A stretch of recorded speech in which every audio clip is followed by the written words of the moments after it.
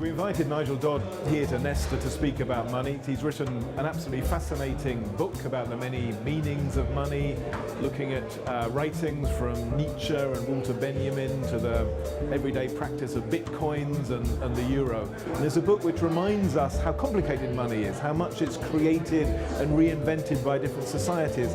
So we were really interested in how do you get the right kind of innovation around money which actually serves us rather than destroying value and damaging lives as so many of the financial innovations of the last 10 or 20 years did.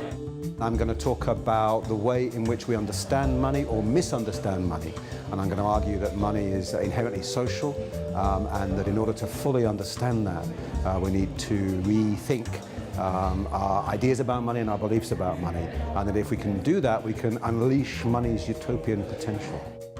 Misconceptions about how money is actually created are still rife in society. This is also an issue of language. It is difficult to get away from thinking about money as a noun, as something we have, rather than as a verb, as something that we do. We must pay close attention to the complex social relations that are involved in its creation, its use, and its destruction. Money is socially produced, not just by institutions, but above all, by its users. This is a moment of realignment in the world's monetary landscape. We are witnessing a monetary revolution marked principally by money's growing diversification through the emergence of alternative monetary forms such as time dollars, local currencies like the Brixton and Bristol pound, P2P lending schemes such as Zopa, transfer services such as M-Pesa, and of course, Bitcoin. My ideal vision for monetary utopia is where we all have a lot of choice about the kinds of money that we use, but that we're not bothered by that we can cope with a plural monetary future. So we need to design technologies that can enable us to switch between different forms of money. Before we open up, a couple of questions really about morality. I think we've got into lots of moral confusion about debt, but it's kind of telling that those that are expected to pay back, those that are expected to answer to the morality that if you take on a loan you need to pay it back, generally are the poorest people in society. And I think that's a problem. So all I'm doing is challenging that to start with. And the other thing I'm doing, I think, is saying, look, actually we set debt up in a kind of moral economy. Where we tend to regard debtors as somehow morally inferior to creditors. You know, debt is seen as a kind of a curse almost, and I don't think it needs to be seen like that. Classical social thought, where I come from, was shaped by a view of money as a malevolent social force. Money was like acid, corrupting social life by turning it into a calculating, impersonal space in which increasingly we relate to each other only through economic exchange.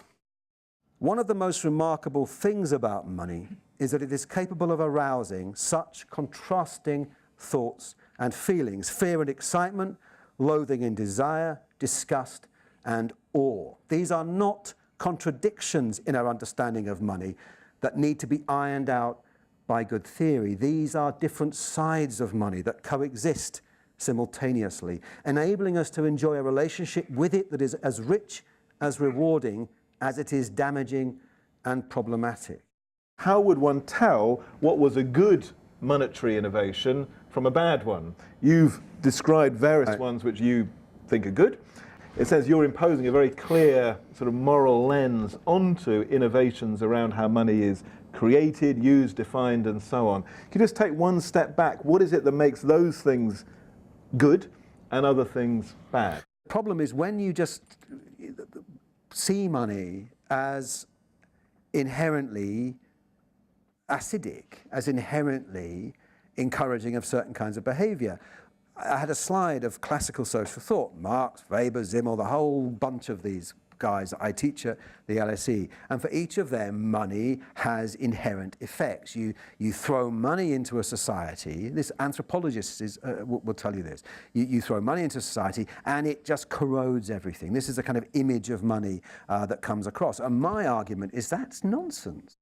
In my lecture in LSE, I put up Heidi Hinder's thing. She was saying, look, money's becoming something much more kind of impersonal. It's becoming something that it involves contact much less. So she had this wonderful artistic idea that we could have forms of money that involved, in order to exchange money, you'd have to sort of give somebody a hug or shake their hand or whatever.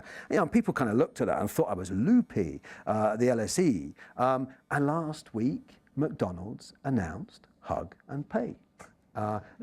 In McDonald's now, you go get a Big Mac, and if you're lucky, they will say to you, oh, you don't have to pay, you can hug that person and it's yours. You know, you've got to give it to McDonald's. They are ahead of the curve in cuddly money. In order to get to grips with the social life of money, we need a profound shift in our thinking.